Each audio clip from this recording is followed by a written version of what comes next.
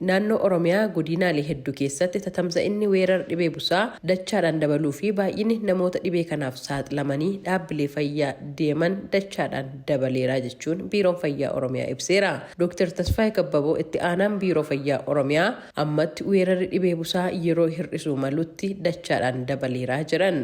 Oromiyaatti gabaasii amma qabnu jabaa ta'uu agarsiisa. Namoonni dhukkubsatanii dhaabbilee fayyaa tajaajila argatan kan inni agarsiisu guddaa ta'uu agarsiisa jechuudha. Aanaalee baay'een godinni Wallagga Lixaas Qellem, Lubbaa Boor, Bunnoo Baddallee, Jimmaa, Wallaggi Bahaa, Shawaa Lixaa, Darbee Aanaa Muraasa Urroo Guduruun, kuma kana kibba Shawaa Lixaa gara Gujii Lixaa kana keessaa aanaa tokko lama, Shawaa Bahaa kana keessaa illee aanaan tokko lama. Keeziin isaan gabaasan keezii olaanaadha. Tireeshoolidhaan jedhu qabna. Amma gabaasuudha qaban caalanii warra gabaasan jechuudha isaan kuni. Qallixa Oromiyaa immoo keessumaa godinni Wallagga Lixaa keeziin dhufaa ture jajjabaadha. Aanaan hundinuu keezii kana hin qabu jechuudha. Godinaalee weerara dhibee busaa itti hammaate jedhaman keessa godina Wallagga Lixaa keessatti namoonni dhibee kanaan miidhaman lakkoofsaan hedduu ta'uu kan himan jiraattonni guyyaadhaa guyyaatti lubbuun namaa darbaa jira jechuun sagalee Ameerikaaf himaniiru. Jiraataa aanaa Qondaalaa ta'uu kan himan obbo Kadir Ammee aanaa Qondaalaatti rakkoo dhibeen kun qaqqabsiisaa jira jedhan ennaa ibsan. Nama ijoollee lama lamatu maqaa ogeessaa awwaalame. Qorichi hin jiru. Karaa warra hakiimii bira bara kana qorichi hin jiru jedhu nama guddaa hin qabu nama ijoollee hin qabu hareema yoo faarmaasii bira kana birrii 10,000 jedhu birrii 3,000 4,000 jedhu nama kana baay'eetiin gora akkumatti nama galee ciisa jechuudha. Jiraataa aanaa beegii ta'uu isaanii kan dubbatan obbo Immiruu Dhugaas gama isaaniitiin sababa qorichi gahaan hin argamneef hawaasni dararama hamaa keessa jira jedhan. Qoricha gammee rakkataa jira. Mana qorichaaf yoo deemsee qabeessaan qoricha kana argataa hin jirru. Makaadhaa dhufee hin gataa jedhu waan nu ga'e hin qabu inni addumaan suura kaa'amee jira.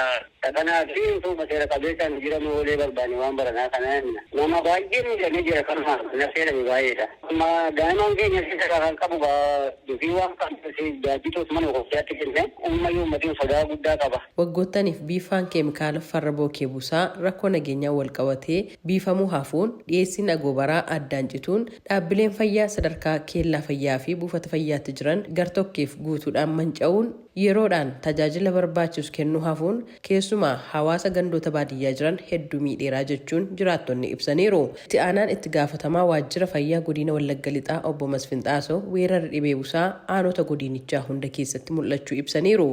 Kanaan dura aanaalee 13 keessaa bifa endemik ta'een kan jiru yoo ta'e illee caamsaa 2014 kaasee bifa weeraraatiin aanaalee 3 irraa eegalee bara 2015 aanaalee gara 20 ta'u bara 2016 immoo aanaalee keenya akka godinaatti qabnu 22 keessatti bifa weeraraatiin mul'achaati kan inni jiru. Akka fakkeenyaatti baruma kana ji'oottan 10 darban keessatti namoota gara dhaabbilee fayyaa dhufan busaadhaan shakkaman 900 fi 5,500 ol. Kana keessa namoonni 500 fi 60 ol ta'an dhibee busaa qabaachuun isaanii adda ba'ee tajaajilli wal'aansaa dhaabbilee fayyaa keenya buufata fayyaa hospitaala keessatti kennamaafii turee jira. Obbo Masfinitti dabaluudhaan dhiyeessiin qorichaa gahaa miti jechuun qaamolee dhimmi ilaallatu xiyyeeffannaa akka itti kennan gaafatanii jiru. Dhiyeessiin qoricha busaa kun sadarkaa hundaattuu hanqina guddaa kan qabuu fi yeroo ammaa komiin hawaasni gama kanaan kaasaa jirus guddaadha. Kanaan wal qabatee Biiroo Fayyaa Oromiyaa waliin ta'uudhaan torbeedhaan gabaasa ittiin irratti hundaa'anii isaanis ajandaa manaajimentis ta'ee akkamittiin qoricha gahaa gara godina kanaatti dhufuu akka qabu isaanis ajandaa godhatanii yeroo ammaa kana gareellee ijaaranii qorichoonni busaa kanaaf barbaachisu illee gara godina keenyaa akka dhufuu fi wanni isaan kallattii qabatanii jiran hin jira. Hanga ammaatti garuu hanqinni dhiyeessii qorichaa jiru guddaa akka ta'ee fi komiin hawaasaas bal'inaan akka jiru dhaabbilee fayyaa keenyas ni kaasu hawaasni keenyas kaasaati kan jiru. Dr. Tasfaayeen gama isaaniitiin Biiroon Fayyaa Oromiyaa dhiyeessii qorichaa irratti dhimmamee hojjechaa jira jedhan.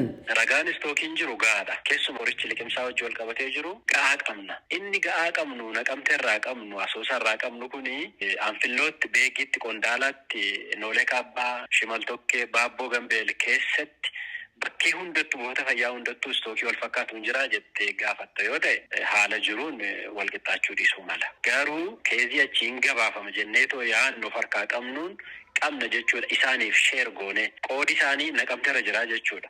Akkasiin irra waan ta'eef yeroo bakkeen hundi fedhii qorichaa gaafatu kuni qaawwiin uumama. Har'aa nama 5,000 ga'uu kennine keessiin achi dhufu odoo nuti hin beekin namni baay'een dhukkubsatee 15,000 ta'uu danda'a, 7,000 ta'uu danda'a, 6,000 ta'uu danda'a. Negatiifa nutti galaa jechuudha. Amma dhattee qoricha sana fiddutti haala nageenya gidduu sana jiru, tiraanspoorteeshinii amma jiru, qindoominni namni hundayyuu hubachuu danda'u kana hin hubata.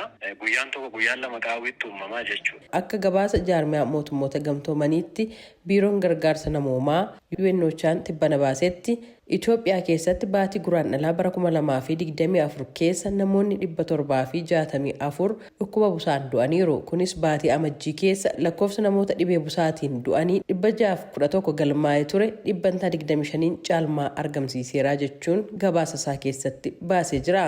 Gabaasa sagalee Ameerikaatiif Tsahaay Daamxoo Finfinneerraa.